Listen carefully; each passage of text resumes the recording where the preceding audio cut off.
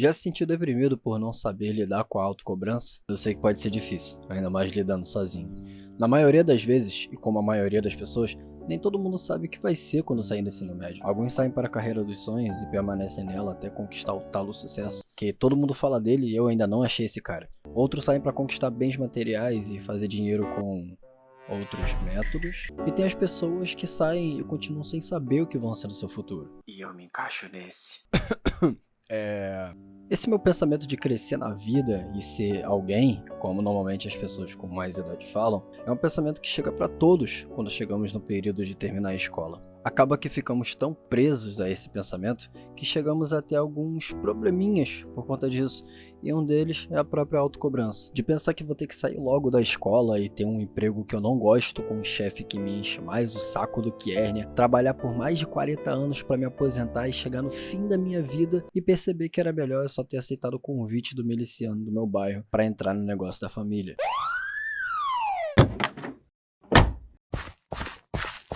Que você disse aí, moleque? Eu tô brincando assim, ó. Até porque eu não tenho joelho e nem disposição pra correr da polícia. Eu, Luiz, lembro até hoje o dia que eu saí da escola de vez e não sabia o que eu queria ser. Se era médico, advogado, engenheiro, apresentador de podcast que só fala merda e fuma maconha. Fácil, na minha opinião. Eu acho que é um pêndulo. Esse é o meu louco. Eu sou mais louco que todos vocês. Sim. Eu realmente não sabia, e sendo bem sincero, até hoje eu não tenho nem ideia. Ai, Jesus. Fui influenciado a algumas pessoas a seguirem caminhos que até hoje eu não sei se conseguiria me encaixar e ainda continuo me procurando em algo. Mas uma coisa que eu tinha em mente e que eu achava mesmo que conquistando isso eu conseguiria crescer profissionalmente é a disciplina.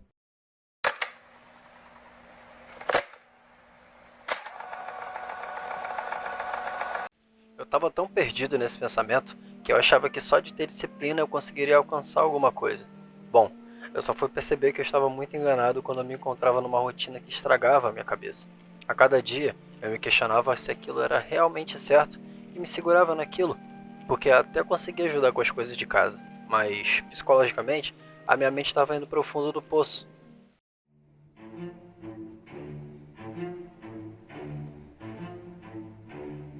Depois de ler muito sobre esse assunto, saúde mental e tudo mais, eu fiz uma pesquisa e encontrei um estudo que diz que 70% dos jovens apresentam sintomas de depressão e ansiedade muito antes da faculdade, além de dificuldades de foco e problemas para dormir devido a preocupações diárias e sensação de exaustão. Era exatamente o que eu sentia. Eu me sentia culpado por não estar fazendo o que as outras pessoas estavam fazendo, vendo pessoas que cresceram comigo, dando certo, e eu ficando para trás. Eu me sentia em uma situação em que não importava quanto esforço eu fizesse, eu iria acabar no mesmo lugar. Eu me vi um cenário na minha cabeça em que a minha vida era um braço gordo, e eu, um mosquito broxa. Na verdade, o que me ajudou a fugir desses pensamentos, ou até mesmo ponderar e evitar pensar nisso de novo, foi a filosofia. Nietzsche, com seu grande cérebro pensante, criou a filosofia da autotransformação, ou super-homem. Em Super-Homem, ele defendia um processo de evolução contínua, que é enfrentar os desafios que a vida nos dá, sempre se superando a cada dia e abandonando valores antigos e, a partir disso, criando novos. Ou seja, você precisa jogar fora partes que não servem mais, como ideias velhas ou sentimentos ruins. Outras vezes, você tem que se desafiar a fazer algo novo, como aprender um idioma ou enfrentar um medo. O importante é nunca parar de tentar. Sempre dá pra ser uma versão melhor de você. A rotina que estava estragando a minha cabeça se baseava em: eu acordava, ou pelo menos tentava sair da cama enquanto ficava sentado nela baixando a minha alma com uma internet mental mais lenta do que a da Tim, tomava um banho para despertar enquanto encarava as mosquinhas de banheiro que me viam pelado todo dia. O meu é maior. Tomava café da... Bom, eu não tinha tempo pra isso. Saía de casa, pegava um ônibus mais caótico que o próprio Rio de Janeiro, chegava no trabalho com um sorriso mais falso que camisa do Flamengo vendida no Mercadão de Madureira e ainda tinha que aguentar aquele colega que cheirou 3 carreiras de coca me dando boa tarde. João, a pergunta é, boa tarde pra quem? E eu era do turno da noite, ou seja, me fudia muito pra pegar a condução. Além de morar muito longe do meu trabalho, toda vez que eu ia ou voltava dele, demorava no mínimo umas 2 horas de van, ônibus e metrô. E quando chegava em casa, eu me deitava pra dormir, mas adivinha, eu não conseguia.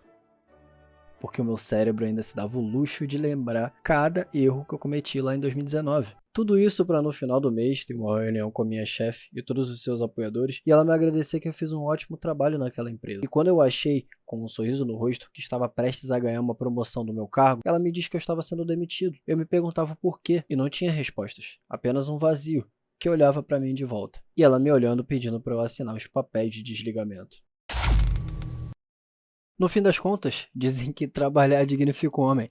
Só esquecendo de avisar que dignidade não paga terapia, Rivotril e Spotify sem propaganda.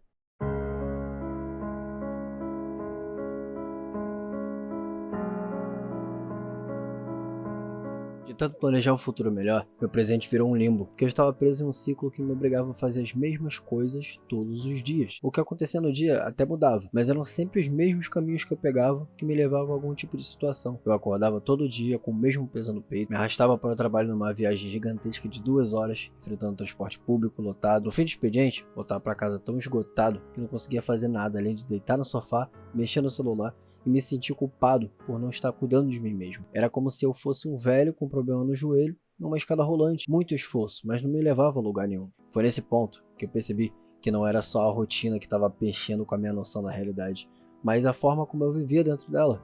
Era como se eu estivesse esperando que algo externo mudasse a minha vida, sem perceber que a mudança precisava começar dentro de mim. Minha vida vivia no automático, como se eu fosse uma marionete nas garras da sociedade, esperando que alguém mudasse a trajetória da minha vida. Mas bom, nem sempre é como a gente quer.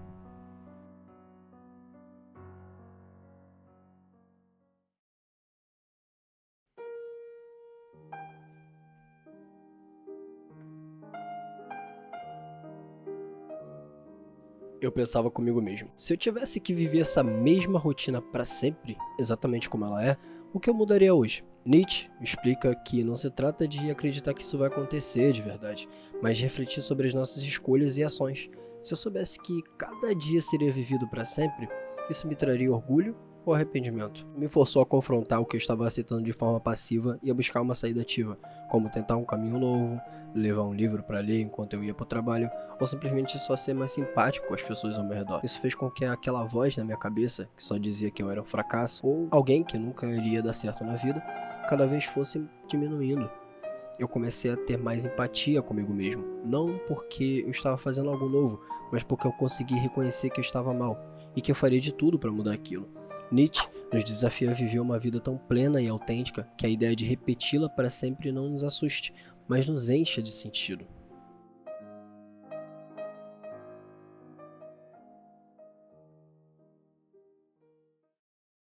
Hoje em dia, se existisse uma máquina do tempo, eu com certeza voltaria em algum momento do meu passado, onde meu eu estivesse indo para o trabalho, botaria a mão no meu ombro e falaria: Luizinho do passado, eu sou você, só que do futuro. Eu queria te dizer uma coisa, você tá indo muito bem, tá fazendo boas escolhas, só espero que você não se perca nisso. A minha cabeça é muito mais evoluída que a sua no meu momento temporal, mas parece que você, mesmo estando no passado, me ajuda a ter uma boa visão sobre o meu futuro. Não chore, eu sei que tem pessoas que agem de má fé com você, mas ponha uma coisa em mente, você não pode fazer tudo, mas pode fazer o seu melhor. Não vai conseguir agradar a todos, então agrade a si mesmo. Também nada vem rápido, tudo no nosso tempo. E saiba que eu sinto muito, muito orgulho de você.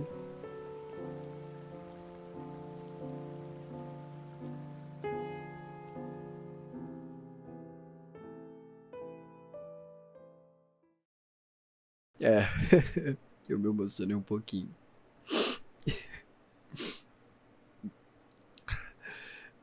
Eu não costumo fazer isso em vídeo, né? É a primeira vez que eu faço. Mas essa parte me toca fudidamente. Obrigado por assistir o vídeo. Bom, pra não ficar com esse clima chatão, tenso, né? Triste, melancólico, eu vou contar uma piada. 2 filhotes de peixe se encontram no oceano. Um pergunta pro outro: o que faz o seu pai? E o outro responde: ele nada. E o seu? E o outro também responde: nada. Ai, na minha cabeça parecia mais engraçado. Originalmente, esse vídeo era para ser feito em base com outro assunto, mas eu acabei mudando um pouco do ritmo. E uma curiosidade, eu procrastinei tanto esse vídeo que ele tá parado desde o ano passado, ou seja, em 2024. Acho que focou um pouco pessoal e reflexivo demais, do que só apenas um título brega e algumas motivações que até o Pablo Marçal conseguiria fazer melhor. Bom, se bem que eu acredito que não. Eu espero que, mesmo que você tenha gostado do vídeo, já é um conteúdo que eu queria produzir há muito, muito tempo. E de referência, eu peguei desses canais, que inclusive são ótimos para refletir e se torna até uma terapia para quem gosta desse tipo de conteúdo. Filosofia é um ótimo assunto para desbravar e eu gosto muito de estudar sobre isso. Bom, eu vou ficando por aqui e até a próxima.